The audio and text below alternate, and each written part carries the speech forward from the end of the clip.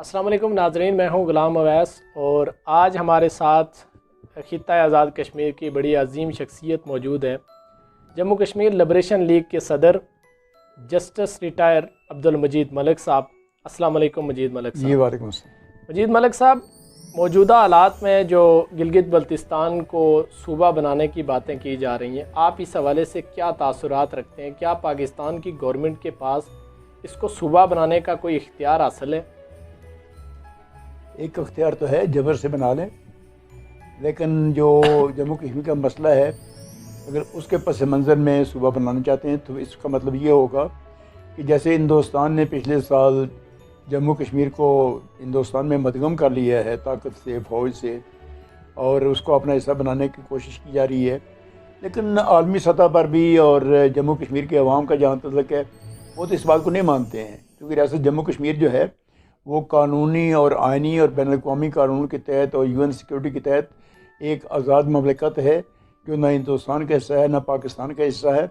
उसके मुस्तकबिल का फ़ैसला ख़ुद इंडिया और पाकिस्तान के अपने मौक़िफ़ की रोशनी में UN सिक्योरिटी काउंसिल की रेजोल्यूशन के तहत इस्तिस्वाब राय में होना है। तो जब तक इस्तिस्वाब राय नहीं होता है तब तक तो UN सिक्योरिटी काउंसिल की जितनी करारदादें हैं वो इसके रास्ते में बड़ी रुकावट हैं। और बिलफर्ज अगर गिलगित बल्तिस्तान के लोगों की असम्बली मंतखब जो होती है, अगर वो ये फैसला भी करते हैं, ये दावत देते हैं पाकिस्तान को कि ये सूबा बनाएं, तो मैं समझता हूँ कि ये पाकिस्तान के अपने मौक़िफ़ और गिलगित बल्तिस्तान के अवाम के अपने मौक़िफ़ और फिर जो UN सिक्योरिटी काउंसिल की करारदादें हैं उससे नकीस फ़ैसला होगा। क्योंकि ख़ुद पाकिस्तान का अपना मौक़िफ़ ये है, रियासत जम्मू कश्मीर तकसीम नहीं होनी चाहिए।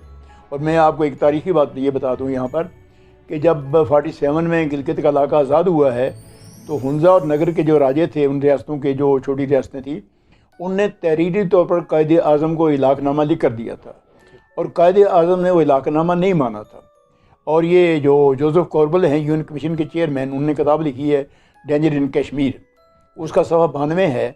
उसमें वहाँ पर ये सवाल उठाया है कि जब मैं गिलगित में गया हूँ तो मुझे ये बताया गया कि हमने तो 47 में पाकिस्तान से इलाक़ कर लिया था। कहते हैं जब मैं कराची गया हूँ तो मैं कराची गवर्नमेंट पाकिस्तान से पूछा कि गिलगित के लोगों का मुतालबा तो ये है, वो कहते हैं कि हमने इलाक़ किया हुआ पाकिस्तान से, तो लेकिन आपकी पोजीशन क्या है? तो उन्होंने कहा हम तो उस इलाक़ को नहीं मानते हैं, ना हमने इलाक़ माना है ना मंजूर किया। क्यों? कि अगर हम गिलगित का इलाक़ मान लें तो जम्मू कश्मीर तकसीम हो जाएगा। और पाकिस्तान की पॉलिसी जो है वो ये है कि जम्मू कश्मीर के अवाम को पूरी रियासत का फ़ैसला करना चाहिए, बल्कि जुज़वी तौर पर ना हम इलाक़ करने के लिए तैयार हैं ना उसको मानने के लिए तैयार हैं। तो ये पाकिस्तान का अपना तारीख़ी मौक़िफ़ है कायदे आज़म की ज़िंदगी से, जो आज तक वो इलाक़नामे वहाँ पड़े हुए हैं, लेकिन पाकिस्तान ने उनको फॉर्मली एक्सेप्ट नहीं किया है। तो ये गिलगित के लोग जो कहते हैं जी हमने इलाक़ किया हुआ है, बात यह है कि इलाक़ का एक तरीका होता है कि या तो पूरी कौम जो हमारी इलाक़ करे या फिर जो उसको एक महाराजा था वो इलाक़ करे। महाराजा ने इलाक़ तो नहीं किया है, तो वहाँ पर किस आदमी ने इलाक़ किया है?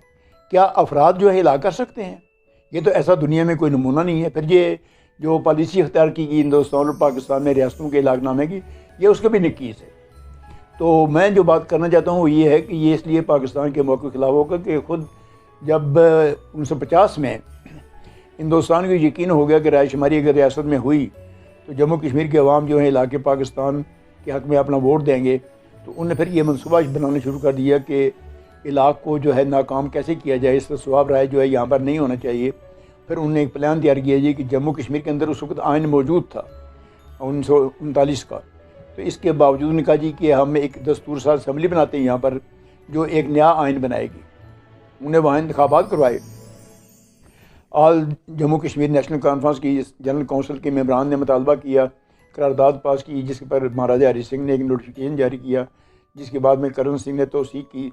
और वहाँ पर इंतखाब होने के बाद वहाँ पर जब नया एक आइन बनने शुरू हुआ तो पाकिस्तान ने सिक्योरिटी काउंसिल में जाकर ये उतर उठाया जी कि ये तो इस सवाब राय जो तय हुआ है सिक्योरिटी काउंसिल में, उसको शिकस्त देने के लिए हिंदुस्तान ने वहाँ ये इंतखाबात का ड्रामा शुरू कर दिया है।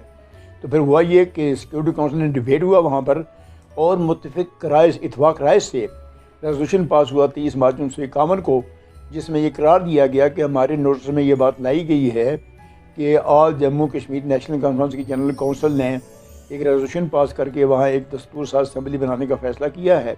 तो दस्तूर साज असम्बली या नेशनल कॉन्फ्रेंस जो है उसको कतई कोई अख्तियार नहीं है कि वो रियासत कश्मीर के किसी हिस्से का या कि रियासत जम्मू कश्मीर की पूरी रियासत का किसी भी मुल्क के साथ इलाक़ या उससे मुंसलिक करे।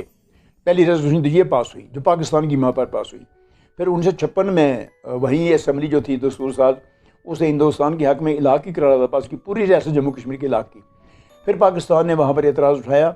फिर दूसरी करारदाद जो है वो 24 जनवरी 1957 को मुतफ़िक़ा तौर पर मंजूर हुई। हिंदुस्तान ने बड़ा ज़ोर लगाया उसमें अपनी तरफ से, लेकिन उसकी शिकस्त हुई। और फिर दोबारा करारदाद यही पास हुई कि हमारे नोटिस में जो बात ये लाई गई है कि वहाँ असम्बली बनी है जिसने करारदाद पास की, उन्होंने कहा जी उस असम्बली को या नेशनल कॉन्फ्रेंस को ये कतन कोई अख्तियार नहीं है कि यून रेजोल्यूशन के नकीस जम्मू कश्मीर के किसी हिस्से का या पूरी रियासत का हिंदुस्तान से इलाक़ करे या उससे मुंसलिक करे। तो ये करारदादें ऑन रिकॉर्ड मौजूद हैं। अब इनकी रोशनी में अगर आज जब हिंदुस्तान ने जम्मू कश्मीर को अपने हिंदुस्तान में मदगम कर लिया है और लद्दाख को बर्रा रास्त मरकज़ के मातहत कर दिया है और बाकी जम्मू कश्मीर को 3 यूनिट्स में तकसीम कर दिया है इंतज़ामी तौर पर, तो अगर पाकिस्तान आज गिलगित को अलग करता है तो ये पाकिस्तान हिंदुस्तान के मौक़िफ़ की तायद करेगा।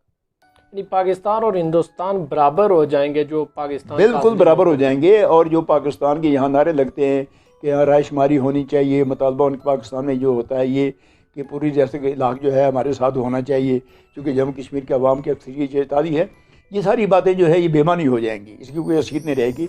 और रियासत जम्मू कश्मीर जो है मौजूदा जो सीज़फायर लाइन है जिसको हम line of control Pakistan Hindustan कहते हैं, इसी बुनियाद के ऊपर और इन्हीं खतूत के ऊपर मुकम्मल तकसीम हो जाए। पाकिस्तान की गवर्नमेंट और पाकिस्तान के जो दानश्वर तबका है वो ये दलील देता है कि गिलगित बल्तिस्तान के लोगों की डिमांड है कि उनको राइट्स दिए जाएं या उनको सूबे का दर्जा दिया जाए।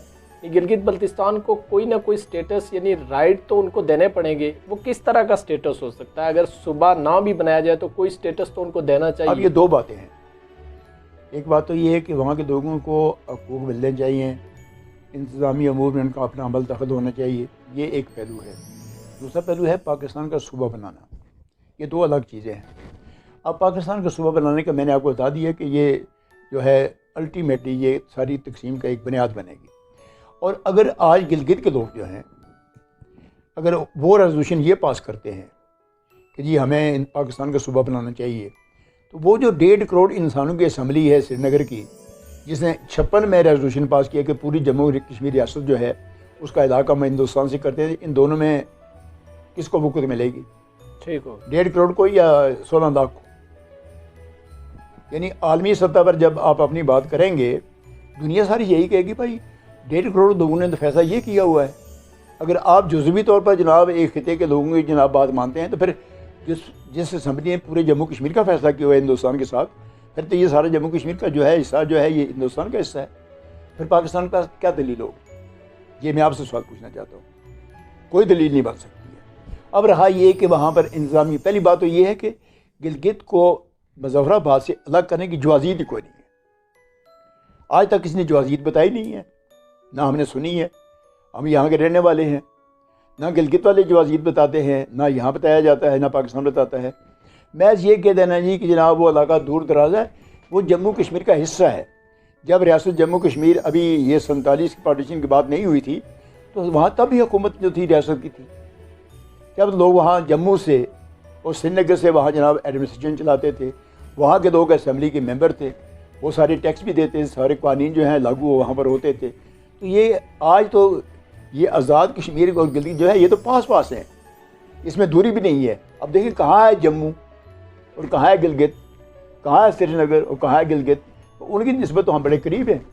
तो इसलिए अगर ये बात है कि उनको अख्तियारात मिल लें तो मैं अख्तियारात के हक़ में हूँ। बल्कि मैं कहता हूँ कि पाकिस्तान को जो हुकूमत बनी थी 24 अक्टूबर को पूरी मुकम्मल बाख्तियार, और यहाँ पर असम्बली भी थी, यहाँ इसका परचम अलग था, इसका तराना कौमी अलग था, इसका GHQ अलग था, ये सारी बातें अलग क्यों बनाई गई थी? पूरी जम्मू कश्मीर की नुमाइंदगी के लिए, दुनिया को बताने के लिए यह हुकूमत जो है नुमाइंदा उसकी। तो इनको पूरे इख्तियारात जो है मिलने चाहिए और हमारा मरकज़ एक होना चाहिए। और इसमें अरेंजमेंट हो सकता है जम्मू कश्मीर के लोग इस तरफ जो है हमारे आज़ाद कश्मीर में या गिलगित में, इनकी कोऑर्डिनेशन भी हो सकती है, 2 यूनिट्स बन सकते हैं, मरकज़ एक हो सकता है, सदर अगर वहाँ का है प्राइम मिनिस्टर यहाँ का हो सकता है, प्राइम मिनिस्टर अगर वहाँ का है सदर यहाँ का हो सकता है। ये बातें जो है ये तो सारी तय हो सकती है, ये मुश्किल बात नहीं है। अच्छा सर, हमें ये बताइए कि मौजूदा दौर में फ़ारूक हैदर साहब पे कोई गद्दारी का मुकदमा कायम किया गया है पाकिस्तान की किसी अदालत में, तो क्या पाकिस्तान के पास या पाकिस्तान की गवर्नमेंट के पास, अदालतों के पास कोई आइनी इख्तियारात मौजूद हैं? आप चूँकि कानून और आइन के भी बड़े माहिर हैं, कि वो आज़ाद कश्मीर यानी रियासत जम्मू आज़ाद कश्मीर के प्राइम मिनिस्टर पर कोई इस तरह का मुकदमा कायम कर सके? मैं समझता हूँ कि ये पाकिस्तान के जिस भी हुक्मरान ने या कि किसी भी शहरी ने कदम उठाया है, ये बहुत ही अहमकाना है। देखें, बात यह है कि इसकी बुनियाद गालिबन ये बनाई गई है कि जो मियाँ नवाज़ शरीफ साहब ने तकरीर की है वो वहाँ पर उस वक्त मौजूद थे वर्किंग कमेटी के इजलास में।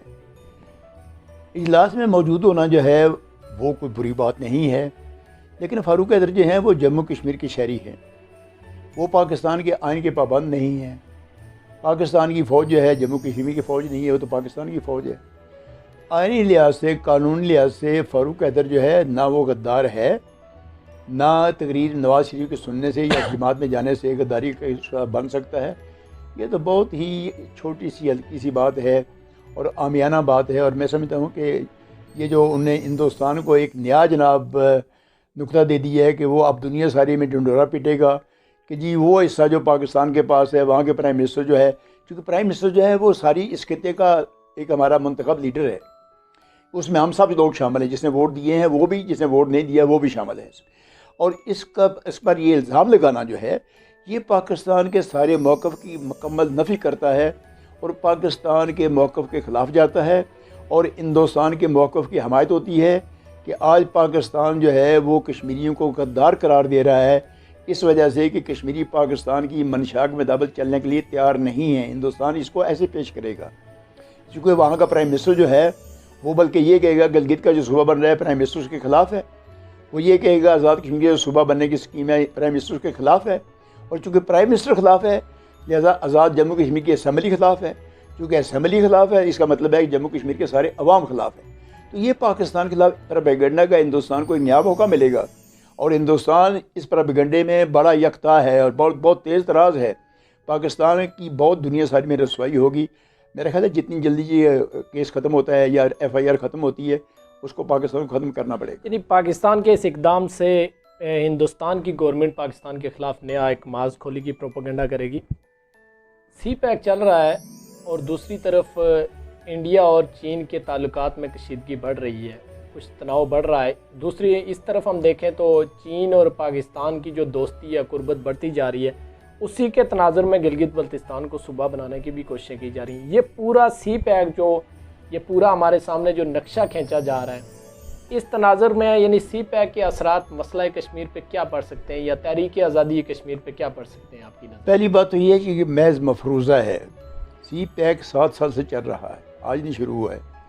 7 साल में आप देखें कि ये गिलगित बल्तिस्तान की जो असलियत है वो इस पर CPEC पर असरअंदाज नहीं हुई है और चाइना जो जितना भी काम कर रहा है CPEC के तहत वो पाकिस्तान में कर रहा है और उसकी जितनी भी मशीनरी है, जितने भी उसके इंजीनियर्स हैं, जितने भी मंसूबों के ऊपर पैसा खर्च हो रहा है सारा का सारा वो बराह रास्त पाकिस्तान के साथ है।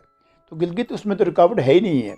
अगर 7 साल गिलगित रुकावट नहीं बनाए तो आज ये बात कहनी जी कि CPEC जो है उसमें गिलगित का असरात मरतब हो रहे हैं या CPEC के ऊपर जनाब हिंदुस्तान जो कि मुखालफत कर रहा है तो गिलगित की जो है इसमें रुकावट बनता है, मैं इससे इतफाक़ नहीं करता हूँ।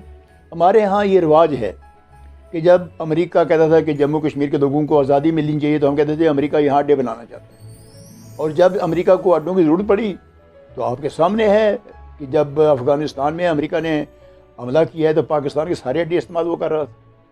अब पाकिस्तान के अड्डे वो बगैर किसी मुआवजे के इस्तेमाल करे तो वो जायज़ है, और कश्मीर के अगर वो बात कहता है यहाँ कश्मीर को आज़ादी मिलनी चाहिए, जनाब कहते हैं यहाँ अड्डे बना रहा है इसमें। अब हिंदुस्तान को अड्डे कश्मीर में बनाने की क्या ज़रूरत थी, जबकि ताइवान जो है चीन के मरकज़ में है, ताइवान जो है वो अमेरिका के कंट्रोल में है, वहाँ पर अमेरिकन बैठते भी हैं, आते भी जाते भी हैं, आपके सामने सारी बात है। फिर पूरे साउथ एशिया में अमेरिका जो है उसके जनाब समुद्रों में भी कब्ज़ा है, उसके बड़े बड़े बेड़े भी वहाँ चलते हैं।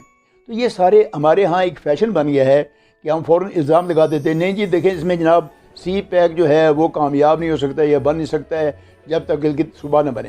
तो मैं इससे इत्तेफाक नहीं करता हूँ।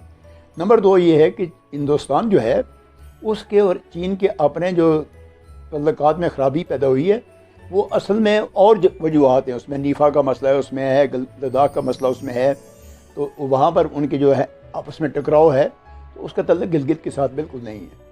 यानी सी पैक का कोई गिलगित का नहीं, कतन कोई असर नहीं पड़ता, और ना कभी चाइना ने ये बात कही है, ना चाइना ये मुतालबा करता है। ये एक बहाना मफरूज़ा है जो हम बना रहे हैं इस्लामाबाद। मौजूदा जो आज़ाद कश्मीर में गवर्नमेंट है, फ़ारूक हैदर साहब जिसके प्राइम मिनिस्टर है, ये गवर्नमेंट फ़ारूक हैदर साहब बहुत मरतबा क्लेम कर चुके हैं और पाकिस्तानी गवर्नमेंट से मुतालबा कर चुके हैं कि वो आज़ाद कश्मीर की गवर्नमेंट को इख्तियारात दें, वो दुनिया के सामने मसला कश्मीर को बयान करें, फिर आज़ाद कश्मीर के यानी लोग भी सपोर्ट करेंगे और दुनिया भी इस मसले को सपोर्ट करेगी। अगर माजी में देखा जाए तो यही कुछ ख्यालात KH खुर्शीद साहब के भी थे, आप इस पर क्या कहना चाहेंगे? बात यह जी कि कुछ हक़ाइक़ ऐसे मुसलमा हैं जिनकी तरदीद नहीं हो सकती है। अब कायदे आज़म ने जब पाकिस्तान बनाया है, वो बाकायदे हयात थे, लियाक़त अली ख़ान साहब वज़ीर आज़म थे। उस वक्त जब आज़ाद कश्मीर गवर्नमेंट बनी है 47 में, तो ये इसमें पाकिस्तान की पूरी मशावरत शामिल थी।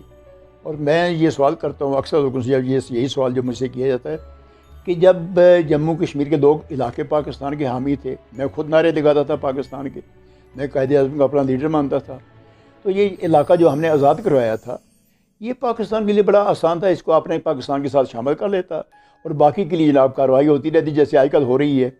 लेकिन अब पाकिस्तान ने इस इलाके को पाकिस्तान में शामिल नहीं किया है, बल्कि पाकिस्तान ने यहाँ पर अलग हमारी इंडिपेंडेंट गवर्नमेंट जो है, जो यहाँ सदारती निज़ाम था, पाकिस्तान में पार्लिमानी निज़ाम था, हिंदुस्तान में पार्लिमानी निज़ाम था, और उनने रियासत में यहाँ सदारती निज़ाम महाराजा की गवर्नमेंट के हम पल्ला यहाँ पर जनाब कायम किया।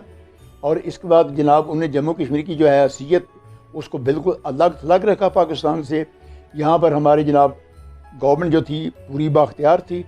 फिर नंबर 2 ये है कि यहाँ हमारा कौमी तराना अलग बनाया गया, पाकिस्तान का कौमी तराना अलग था, हमारा कौमी परचम अलग बनाया गया, पाकिस्तान का कौमी परचम अलग था।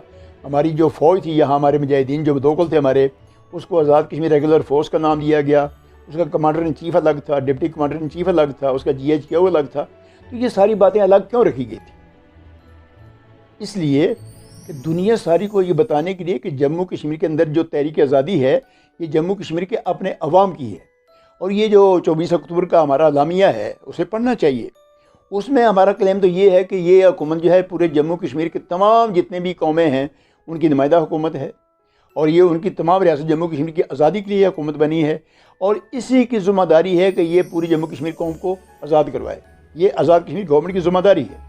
और फिर उसने उस दौर में ये जो 24 अक्टूबर को अलामिया जारी हुआ है, उस दौर में अभी ये हिंदुस्तान पाकिस्तान का कश्मीर पर झगड़ा तो नहीं था।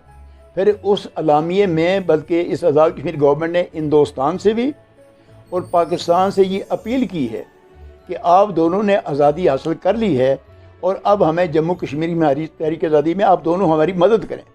उसे पढ़ना चाहिए। वैसे अगर ये सारे बातें सारी मौजूद हैं कि ये आज़ाद कश्मीर गवर्नमेंट जो है ये हिंदुस्तान से भी अपील करती है, पाकिस्तान से भी अपील करती है कि हमारी आज़ादी में हमारी हिमायत करें, और फिर उसमें ये लिखा हो कि जब पूरी जैसे जम्मू कश्मीर जो है आज़ाद हो जाएगी, तो फिर जम्मू कश्मीर के अवाम की स्वाबदीद है कि वो पाकिस्तान से इलाक़ करें या हिंदुस्तान से इलाक़ करें। तो ये सारी बातें जो हैं ये बुनियादी तौर पर ये बिल्कुल अलग हैं।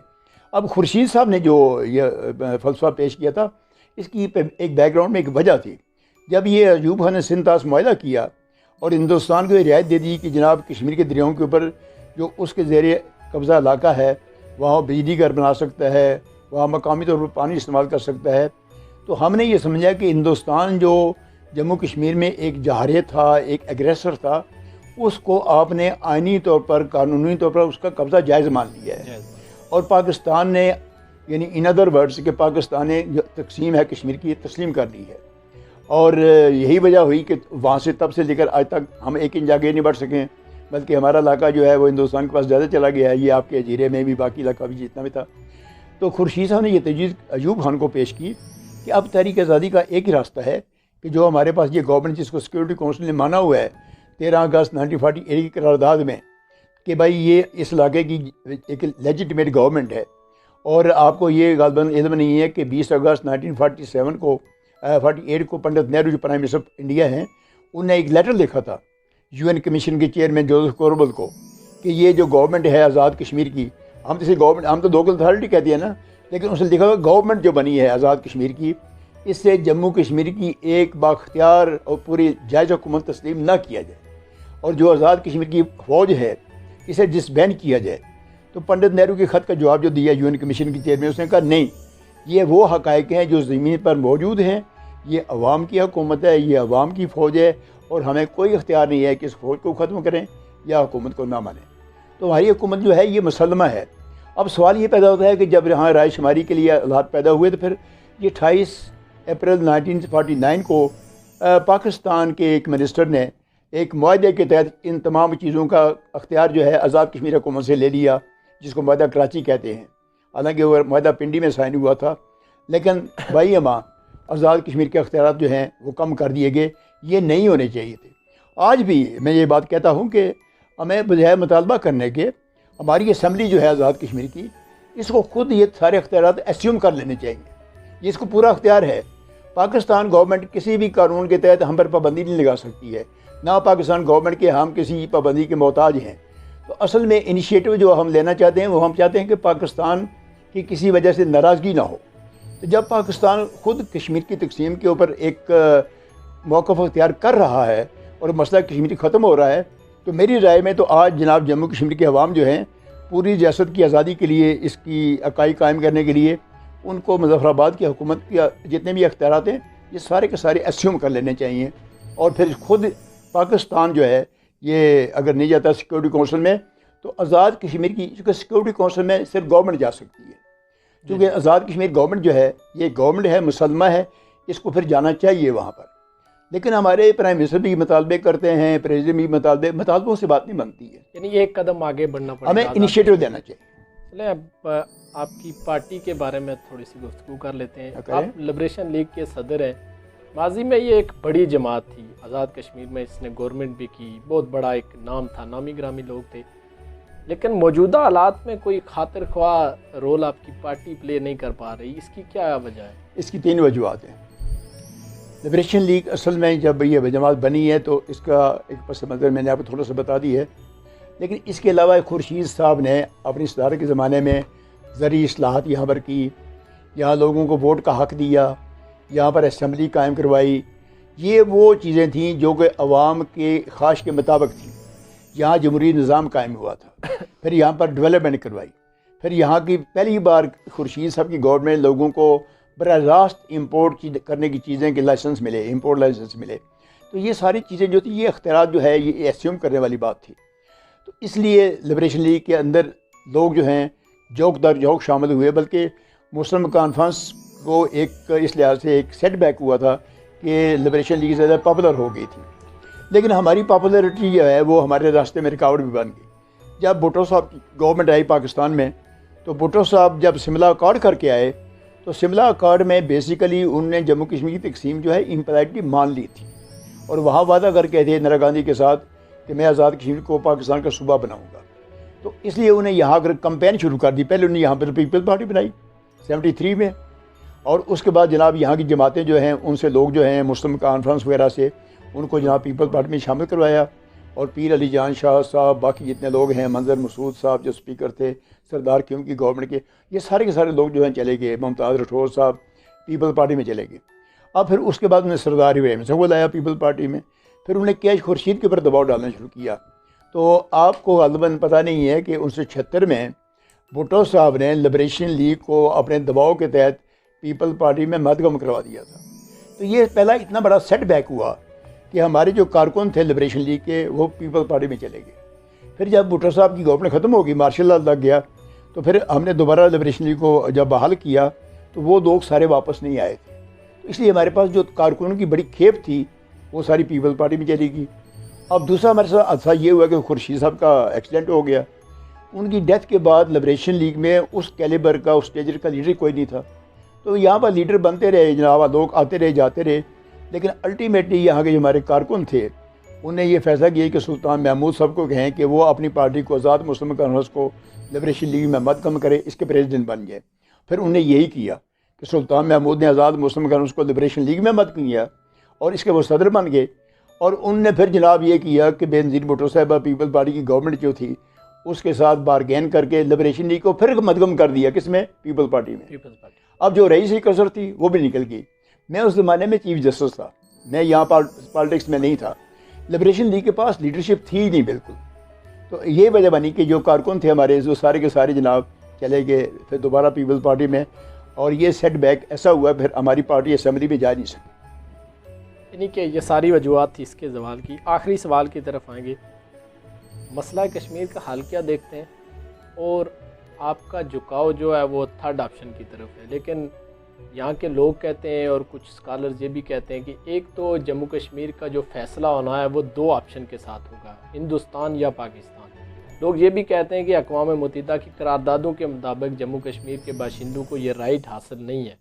आप इस बारे में क्या ख्याल रखते हैं? सीधी सी बात जो है, इसमें तो कोई उलझन है नहीं है। सीधी सी बात जो है वो ये है कि अगर राय शुमारी होती है तो हम उसे वेलकम कर दें। लिबरेशन लीग कभी नहीं ये कहा राय शुमारी ना हो, लेकिन जब राय शुमारी के सारे मुआक़ात जो थे वो सारे के सारे ख़त्म हो गए हैं, अब राय शुमारी का चांस ही कोई नहीं है। अब राय शुमारी के लिए पाकिस्तान सिक्योरिटी काउंसिल में जाता ही नहीं है। पाकिस्तान ने जो मुआहदे किए हिंदुस्तान के साथ कश्मीर के ऊपर, ये सिंध ताश मुआहदा है, शिमला मुआहदा है, ताशकंद का ऐलान है, लाहौर के ऐलान हैं, उसमें पाकिस्तान के तमाम प्राइम मिनिस्टर जो हैं, जो सिविलियन थे, जिसमें कि पीपल्स पार्टी भी शामिल है, जिसमें कि नून लीग भी शामिल है, वो मेरे पास सारा रिकॉर्ड है कि उन्होंने ख़ुद हिंदुस्तान के साथ नेगोशिएट किए और ये पेशकश कीजिए कि हिंदुस्तान और पाकिस्तान इस जम्मू कश्मीर के अंदर एक ऐसी तकसीम का फार्मूला तय करें जिसमें दोनों फरीकें जो है राज़ी हो जाएँ। इसमें नवाज़ शरीफ भी शामिल है, इसमें पीपल्स पार्टी भी शामिल है। अगर उसमें तफसील में जाऊँगा फिर आपका वाकई इसमें काफ़ी वक्त लग जाएगा, लेकिन मेरे पास सारा रिकॉर्ड उसका मौजूद है। अब दूसरी बात जो है, ये पाकिस्तान में मार्शल लॉ लगे और जो फ़ौजी गवर्नमेंटें बनती रही हैं, सबसे पहले अयूब खान ने सिंध ताश मुआहदा करके हिंदुस्तान को ये रियायत दे दी कि जम्मू कश्मीर का वो इलाका जो उसके कब्ज़े में है, वहाँ जो दरिया बहते हैं उनका पानी जो है वहाँ हिंदुस्तान बिजली घर बना सकता है।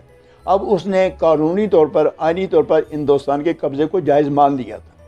अब ये तकसीम जो है पहले तो अयूब खान के सिंध ताश मुआहदे से हो गई, जो बाकी कसर थी जब ऐलान ताशकंद हुआ, उसके बाद यह शिमला एग्रीमेंट हुआ, तो शिमला एग्रीमेंट तो आपने सीज़ फायर लाइन को लाइन ऑफ कंट्रोल बना दिया। शिमला एग्रीमेंट में तो जनाब जो सीज़ फायर हमारा हुआ था 1949 जनवरी को, 1 जनवरी को या 13 अगस्त की करारदाद के तहत, उसको सुपरसीड करके आपने जनाब ये सितंबर 1971 में जो सीज़ फायर हुआ है, आपने इसको जनाब रिकॉर्ड में शामिल किया है। और नंबर 3 आपने ये किया है कि मसला कश्मीर जो है इसको मज़ाकरात के ताबे कर दिए, दो तरफा मज़ाकरात के ताबे कर दिए, यानी हिंदुस्तान और पाकिस्तान ने हल करना है। इसमें कश्मीरियों का किरदार ही ख़त्म कर दिया गया। जिन लोगों का ये मुल्क है, जिनकी ये रियासत है, उनकी असीदी कोई नहीं है। तो अब ये आप मुझे बताएं कि रायशुमारी के चांसेस क्या हैं? और ये पाकिस्तान जो है जब मुआहदा शिमला हुआ 1972 में, तब से लेकर अब 2019-20 जा रहा है, पाकिस्तान सिक्योरिटी काउंसिल में क्यों नहीं जाता है? ये सवाल पैदा होता है, क्यों नहीं जाता है? और रायशुमारी का मुतालबा क्यों नहीं करता है? फिर रायशुमारी क्यों कराएगा? रायशुमारी तो वो कराएगा जो सिक्योरिटी काउंसिल में है। सिक्योरिटी काउंसिल की जिम्मेदारी बनती है, उसके लिए आपको रायशुमारी के लिए पहले एडमिनिस्ट्रेटर चाहिए, उसकी तकर्री नहीं हो रही है। फिर पाकिस्तान वहाँ मुज़ाकरात की बात करता है, चूँकि शिमला कार्ड जब सामने आता है, आपने देखा होगा कि जब पाकिस्तान के प्रेसिडेंट प्राइम मिनिस्टर ने वहाँ तकरीर की, इस दफ़ा भी, पिछली दफ़ा भी, उससे पहले भी नवाज़ शरीफ करता रहा है, जरदारी साहब ने तकरीर की, परवेज़ मुशर्रफ ने की। हिंदुस्तान हमेशा शिमला कार्ड की बात करता है वहाँ जनरल असम्बली में। तो जनरल असम्बली जो है ये बेसिकली एक वो डिबेटिंग क्लब है जिसमें एक सेरेमोनियल तकरीरें होती हैं। असल हमारा जो इशू है वो सिक्योरिटी काउंसिल में है, वहाँ पाकिस्तान जाता ही नहीं है। तो फिर रायशुमारी कैसे होगी? जब रायशुमारी नहीं होनी फिर इलाक़ कैसे होगा? जब इलाक़ नहीं हो रहा है तो फिर सवाल ये पैदा होता है कि क्या हमने ये जम्मू कश्मीर जो है जैसे स्टेटस को है इसको मान लेना है? तो अब एक दो बातें हैं, आप जम्मू कश्मीर के अवाम के सामने दो ऑप्शन है। पहला ऑप्शन ये है कि स्टेटस को मान लें और जम्मू कश्मीर जो मौजूदा तकसीम हो चुकी है इसी पर इक्तफा कर लें। अगर आप इस पर इक्तफा नहीं करते हैं तो फिर सवाल क्या पैदा होता है, फिर आप क्या चाहते हैं? तो मैं मेरा जो व्यू है वो ये है कि रियासत जम्मू कश्मीर कानून आज़ादी हिंद के तहत, सिक्योरिटी काउंसिल की करारदादों के तहत हिंदुस्तान पाकिस्तान दोनों ने तस्लीम किया हुआ कि ये एक अलग मुल्क है, ना हिंदुस्तान का हिस्सा है ना पाकिस्तान का हिस्सा है।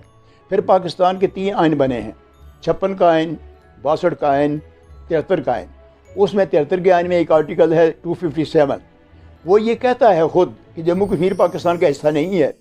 जब जम्मू कश्मीर के अवाम राय शुमारी में इलाके पाकिस्तान का फ़ैसला करेंगे तो तल्लुकात पाकिस्तान और जम्मू कश्मीर के दरमियान जम्मू कश्मीर के अवाम की राय के मतलब तय होंगे उसमें। तो ये सारी बातें जो हैं ऑन रिकॉर्ड हैं। तो इन सारी बातों के होते हुए मैं तो यही बात करना चाहता हूँ कि असल में दोनों ममालिक ने यह तय किया हुआ है कि फ़ौजें यहाँ से निकलेंगी, वो अपनी फ़ौजें निकालें, जम्मू कश्मीर के अवाम को आपस में मिलने दें। जम्मू कश्मीर के अवाम जो हैं अगर राय शुमारी वो नहीं भी कराता है हिंदुस्तान, जम्मू कश्मीर के अवाम जो हैं श्रीनगर में बैठें, मुजफ्फराबाद में बैठें, जम्मू में बैठें, मीरपुर में बैठें, वो बैठ कर ये फैसला कर सकते हैं जी हमारा मुस्तकबिल क्या है। अगर राय शुमारी नहीं होती है तो हम ऐसे तो मिल सकते हैं, और मुझे यकीन है कि जब ऐसे में हम मिलेंगे तो हम जम्मू कश्मीर के अवाम जो हैं हम जम्मू कश्मीर का फैसला कर लेंगे। आज़ाद कश्मीर के अंदर कौम परस्त जमातें वो तीसरे ऑप्शन की तरफ जोर दे रही हैं और तीसरे ऑप्शन को नौजवानों के अंदर किसी हद तक पजीराई भी मिल रही है। लेकिन साथ में सवाल ये भी पैदा होता है कि पूरी रियासत के अंदर भी तीसरे ऑप्शन पे किसी जगह पे गौर किया जा रहा है। गिलगित बल्तिस्तान रियासत का हिस्सा है, जम्मू रियासत का हिस्सा है, श्रीनगर रियासत का हिस्सा है, लद्दाख रियासत का हिस्सा है। पूरी रियासत के अंदर भी अगर तीसरे ऑप्शन को इम्प्लीमेंट करने की कोशिश की जाए, यानी एक खुद मुख्तार रियासत, तो क्या मुमकिन हो सकता है? देखें, अगर आप स्टेटस को नहीं मानते हैं, अगर यहाँ पर राय शुमारी नहीं होती है, तो जम्मू कश्मीर के अवाम जो हैं वो ये तो चाहते हैं कि फ़ौजें यहाँ से निकलें। असल में जम्मू कश्मीर में इस वक्त जो फतूर है वो फ़ौजों का तसादम है। यानी अगर हिंदुस्तान की फ़ौज कश्मीर में ना हो तो कोई आदमी वहाँ कत्ल नहीं होगा, कोई आदमी वहाँ गिरफ़्तार नहीं होगा, कोई आदमी जेलों में नहीं जाएगा। अगर पाकिस्तान की यहाँ फ़ौज ना हो तो ये LOC के ऊपर जो फायरिंग होती है ये सारी ख़त्म हो जाएगी इसमें। और फिर दोनों ने कमिट किया हुआ है कि जनाब फ़ौजों का हमने इनखला करना है जम्मू कश्मीर से। उनको अपनी कमिटमेंट पूरी करनी चाहिए कि अपनी फ़ौजों को निकाल दें। वो जम्मू कश्मीर के अवाम जो हैं ये सीज़ फायर उनके दरमियान नहीं है, ये LOC जम्मू कश्मीर के अवाम के दरमियान नहीं है, ये LOC और सीज़ फायर जो है ये पाकिस्तान की फ़ौजों के दरमियान है। तो ये बड़ी सिंपल सी बात है। जब फ़ौजें निकल जाएंगी, जम्मू कश्मीर के अवाम जो हैं जैसे रियासत 15 अगस्त 47 से पहले रहते थे, हमारा आना जाना उठना बैठना तजारत सारी रियासत करना ये हमारा हक़ है। फिर वहाँ का इंतज़ामी अमूर हम खुद आपस में तय कर लेंगे। इसमें जैसे पाकिस्तान ने अपने मुल्क में अपनी हुकूमत बना ली है, पाकिस्तान आज़ाद मुल्क है, हिंदुस्तान ने अपने मुल्क में अपनी हुकूमत बना ली है, हिंदुस्तान आज़ाद मुल्क है। ऐसे जम्मू कश्मीर जब ये फ़ौजें निकल जाएंगी तो ये आज़ाद मुल्क होगा, जम्मू कश्मीर के अवाम इसमें फैसला कर लेंगे। यानी किसी तरह का रेफरेंडम या राय शुमारी के लिए डीमिलिटराइजेशन सबसे पहला ऑप्शन। यानी डीमिलिटराइजेशन जो है ये कंपल्सरी है। इसको हर देखें ना, जब जम्मू कश्मीर के अवाम ये ना हिंदुस्तान के साथ जाना चाहते हैं ना पाकिस्तान के साथ जाना चाहते हैं, डीमिलिटराइजेशन तब होगी ना कि जनाब जब उनका हक़ ही नहीं है यहाँ रहना, और दोनों मुल्कों ने फ़ौज जो लाई है ये अमन कायम करने के लिए लाई है, अमन यहाँ पर है ही नहीं। बहुत शुक्रिया सर। अल्लाह हाफ़िज़।